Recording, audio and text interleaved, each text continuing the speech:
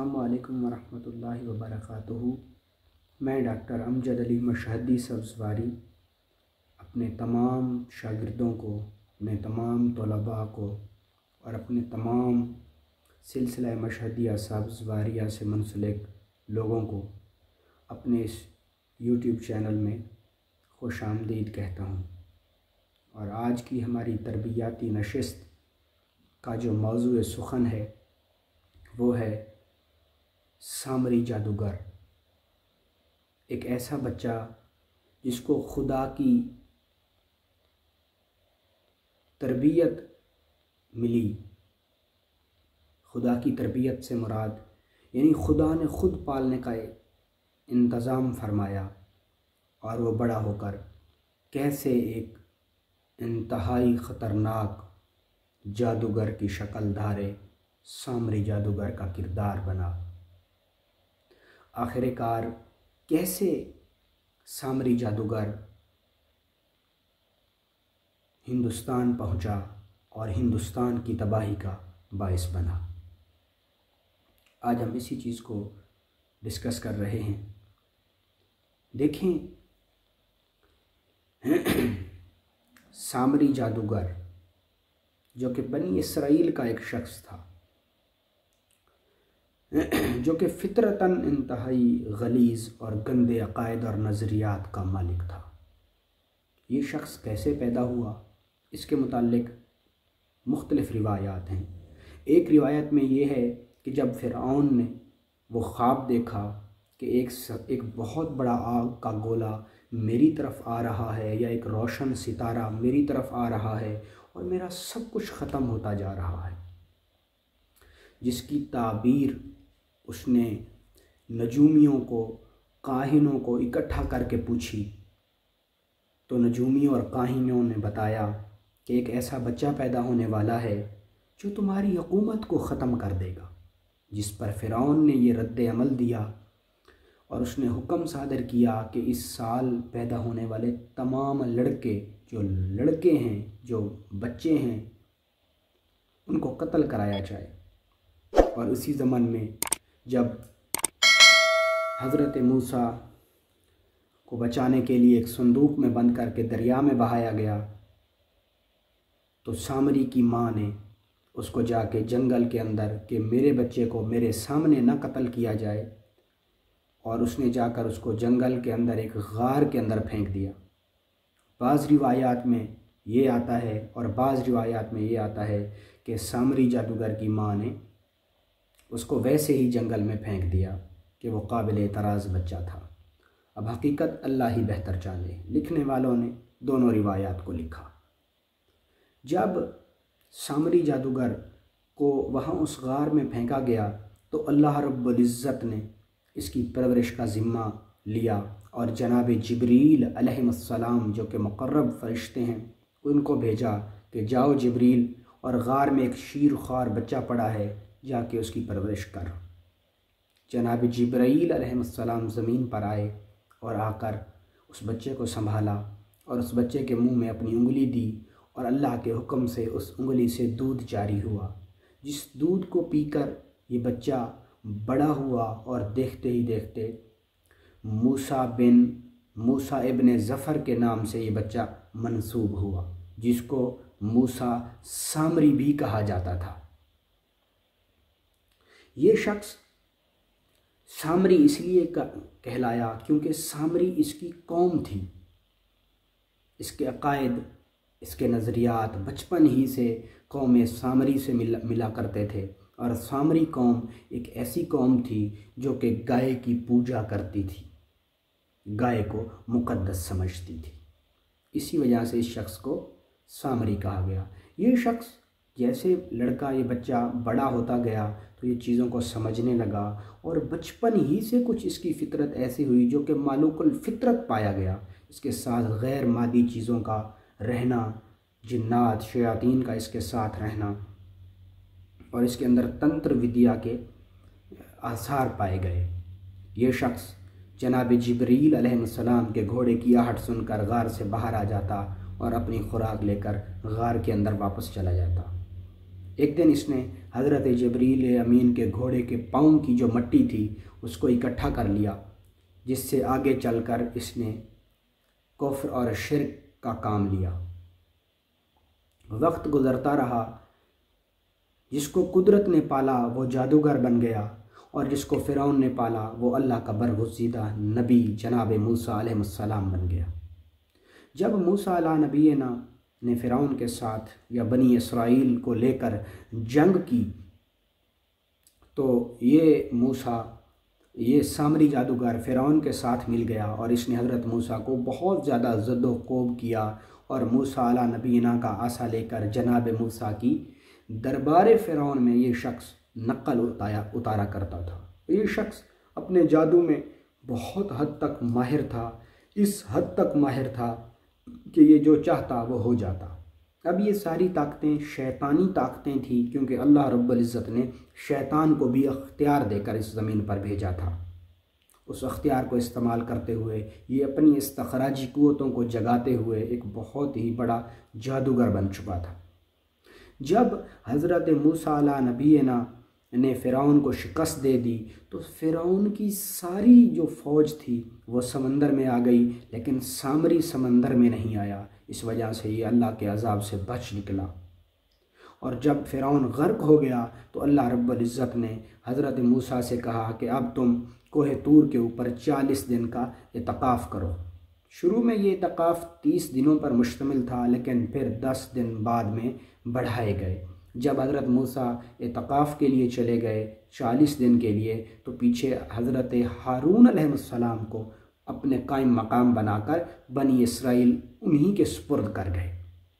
पीछे से इस शख्स ने, जो कि सामरी जादूगर कहलाता था, सामरी ने बनी इसराइल से थोड़ा थोड़ा करके सारा सोने के ज़ेवरात को इकट्ठा किया, और तमाम सोने के ज़ेवरात इकट्ठे करके उनको पिघलाया, और पिघलाने के बाद एक शक्ल बनाई जो कि बछड़े की शक्ल थी। और बछड़े की शक्ल बना के इस जालिम शख्स ने, इस मुशरिक मुल्हिक शख्स ने, मुनाफिक शख्स ने हज़रत जिब्रील अमीन के घोड़े के पाँव की मट्टी उठाकर उस बछड़े के मुंह में डाल दी। जैसे ही वो बछड़े के मुंह में हज़रत जिब्रील के घोड़े के पाँव की मट्टी लगी, तो वो बछड़ा अचानक बोलने लगा। जब वो बोलने लगा तो इसने पूरी कौम को माँ सिवाय 12,000 के 70,000 बंदों को जो है ना उस बछड़े की पूजा पर लगा दिया, और कहा कि देखो मूसा, और इसने बड़ी एक तकरीर की वहाँ पर ठहर कर कि देखो लोगों, मूसा तो अल्लाह से मिलने के लिए 40 दिन मुतक़िफ़ हुए हैं, अल्लाह तो ख़ुद हमारे पास चल कर आ गया है, बिलाशुबा यही सच्चा रब है।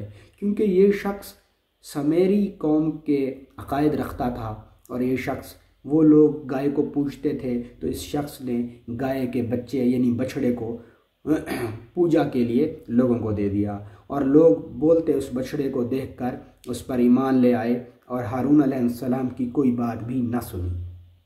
वक्त गुज़रता रहा। जैसे ही हज़रत मूसा अला नबीना वापस आए और इस हाल और इस मंज़र को देखकर आप सख्त रंजीदा हुए, और हारून अलैहिस्सलाम को ज़द्दोकोब किया, यहाँ तक कि उनकी दाढ़ी के बाल और सर के बालों से पकड़कर उनको घसीटा, जिस पर हज़रत हारून अलैहिस्सलाम ने बोला कि ऐ आदम, ऐ मेरी माँ के बच्चे या मेरी माँ के बेटे या मेरे भाई, ये लोग मुझ पर ज़मीन तंग कर देते और मेरी कोई बात ना मानते, यहाँ तक कि मुझे कत्ल कर देते। मैंने इनको बहुत समझाया, लेकिन ये मेरी बात ना माने।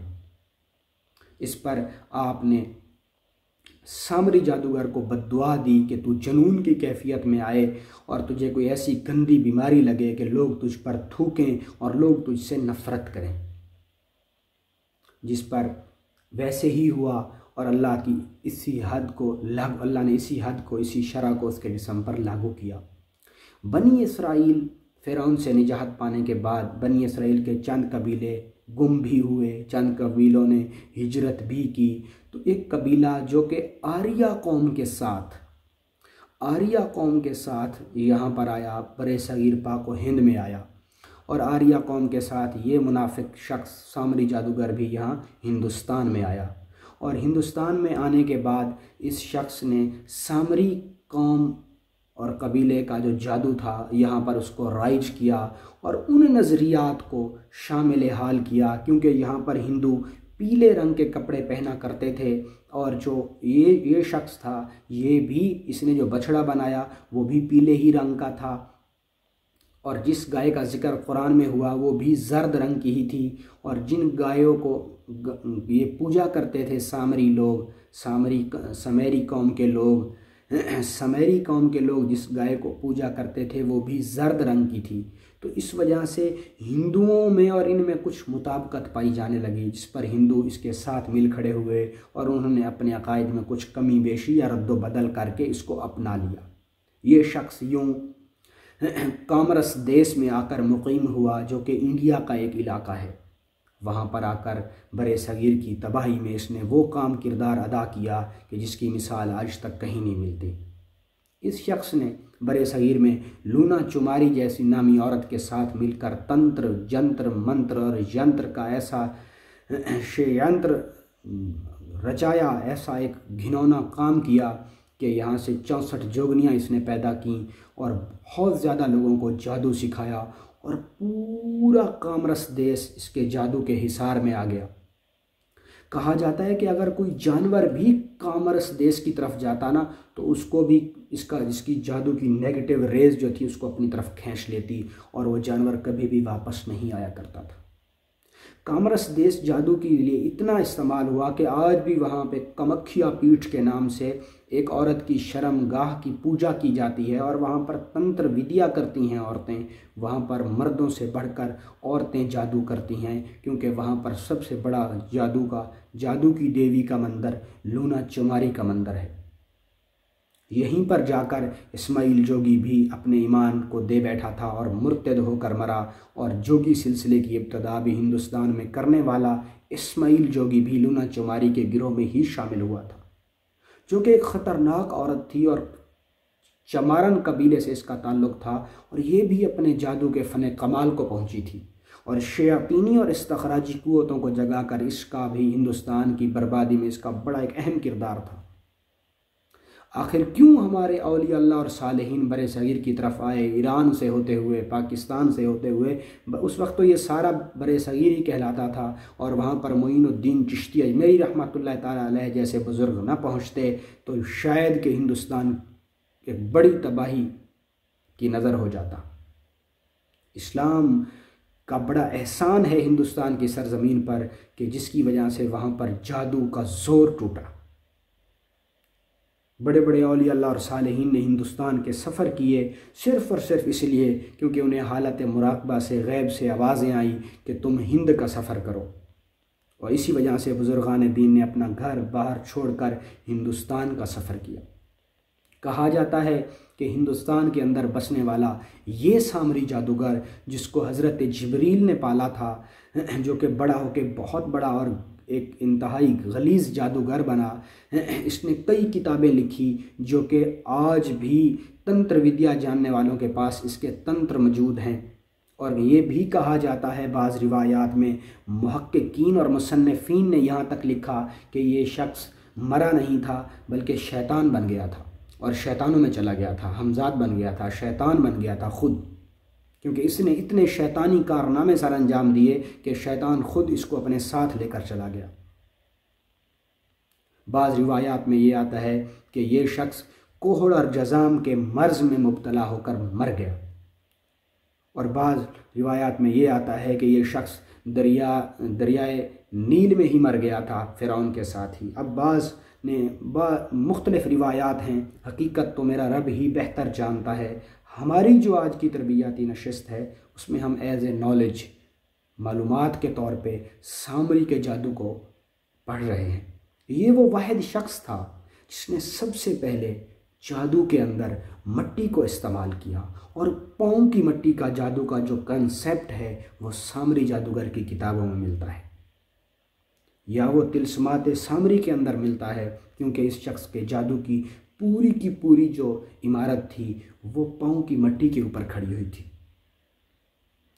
हज़रत जिब्रील के घोड़े के पाँव की मट्टी के अंदर एक ऐसा असर था जिससे कि वो बछड़ा बोलने लगा। जिससे कि एक कौम के एक बहुत बड़े लश्कर को इसने गुमराह किया और इसको नाफरमानों में शामिल किया गया। इस शख्स ने ना सिर्फ ये किया बल्कि हिंदुस्तान के अंदर भी आकर इस शख्स ने बड़ी तबाही मचाई और लोगों को बहुत ज़्यादा तंग और परेशान किया। यहाँ तक कि आज भी कामरस देश में कामाख्या पीठ है जो कि जादू के लिए सबसे बड़ा ज़बरदस्त जगह मानी जाती है और बड़े बड़े तांत्रिक, बड़े बड़े सिद्धि साधना करने वाले, बड़े बड़े अघोरी और तपस्वी, बड़े बड़े इस्तखराजी और ब्लैक मैजिक और काला इल्म करने वाले लोग वहाँ का रुख करते हैं। आज भी वहाँ पर उसकी इस्तखराजी और शयातीनी कुव्वतें मौजूद हैं जिनसे वो अपने मंत्र शक्ति को सिद्ध कर पाते हैं।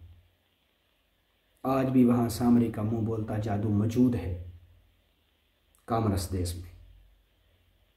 इसी के साथ सामरी जादूगर जो था इसने तारीख़ में न सिर्फ इसकी बाक़ियात जो हैं, जो लोग ये कुछ लोगों का ये भी अकीदा है कि हिंदुस्तान के अंदर जो मुर्दा जलाया जाता है वो भी सामरी ही की वजह से है, क्योंकि सामरी के सामने जब उस बछड़े को जलाकर और उसकी राख को दरिया में हज़रत मूसा ने फेंक दिया तो उसी को देखकर सामरी ने, जो बंदे मर जाते थे समेरी कौम के या हिंदू कौम के, उनको जलाया और उस राख को पानी में फेंक दिया। कि मुर्दा जलाने की जो विद्या है वो सामरी से ही मंसूब है। और भारत के अंदर, हिंदुस्तान के अंदर एक कबीला अछूत रहता है। कहा जाता है कि ये अछूत कबीला जिनको जिस्मानी बीमारियां होती हैं और जिनको छूने से बीमारियां लग जाती हैं क्योंकि उनका जिस्म नापाक होता है और उनके जिस्म में ऐसे वायरस पाए जाते हैं कि वो अगर किसी को छू लें तो उनको भी वो कोहड़ और जज़ाम की बीमारी लग जाती है। कहा जाता है कि ये कोहड़ और जज़ाम या अछूत वाली जो कौम है ये सामरी से ही मंसूब है, या ये कह लें कि ये औलाद सामरी ही है कि जिसको जनाब मूसा ने बद्दुआ दी थी और उस बद्दुआ का नतीजा अछूत कौम की शक्ल में आज भी हिंदुस्तान की सरजमीन पर देखने को मिलता है। सामरी जादूगर, लफ्ज़ सामरी को अमलियात में बड़ी अहमियत हासिल है और इस शख्स ने तलस्मात बनाए, बेतहाशा शैतानी सिद्धियां बनाई। वे आज भी सामरी का जो हमजाद है आमिल लोग उसको जगाते हैं और जगाकर शयातीनी ताकतों से बड़े बड़े काम लेते हैं, क्योंकि आज भी सामरी जादूगर का जो हमजाद है वो कामरस देश में आज भी है और तंत्र विद्या करने वाले कामरस देश के अंदर बैठकर इसको सिद्ध करते हैं। हम राह सलूक के मुसाफिर हैं, आप सब राह सलूक के स्टूडेंट्स हैं, तो आपका सामना शायद कि किसी सामरी के आमिल से हो तो आपको ये लाजिम पता होना चाहिए कि आप जब भी जनाब मूसा अला नबीना की कलमा पढ़ के, जो जनाब मूसा का कलमा था ला इलाहा इल्लल्लाहु मूसा कलीमुल्लाह, जब आप इन कलमा को पढ़कर उस शख्स पर फूंकेंगे तो उस शख्स के तमाम सिद्धि और वो जादू सलब हो जाएगा, क्योंकि इस शख्स पर हज़रत मूसा अला नबीना की मार है और लानत है और वो लानत इसके जिस्म पर नमूदार हुई थी और ये शख्स अल्लाह की गिरफ्त में आया था। जादू में सामरी जादूगर का जादू आज भी दुनिया उसको याद रखती है। जहाँ पर मूसा को खैर के लिए उनका नाम लिया जाता है, वहाँ पर सामरी का नाम शर के तौर पर लिया जाता है कि बिलाशुबा ये एक इंतहाई गलीज़, मुनाफिक और बददियानत शख्स था